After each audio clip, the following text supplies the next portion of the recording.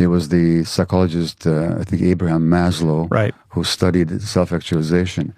And what he found in a famous study, self-actualized people are who are authentically themselves and find satisfaction in that. And what he found is that the people that self-actualized actually are not normal by society standards. Mm-hmm. In fact, they tend to either implicitly or explicitly resist society's values and expectations. So that what does that tell us about a culture? That the people who are self-actualized have to actually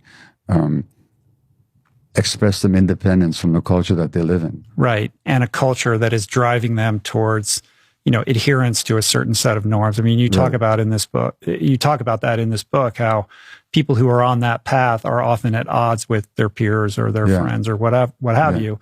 It's interesting that you bring that up, because I just had this psychologist in here, Scott Barry Kaufman. Have you ever met him? He wrote this wonderful book called Transcend. Okay. And he's obsessed with Maslow, and he just did a deep dive into Maslow's life. Okay. And extrapolates on his work, which was not complete when he died in 1970. That's right. And gets into, the higher aspects of that hierarchy when it comes to self-actualization and ultimately transcendence, which is drawing unison between this self-actualization process and then in turn finding a way to channel it in service to others for the betterment of humanity, which is like the pinnacle, right? Yeah. And is that not similar to this idea of recovery being on that same kind of trajectory?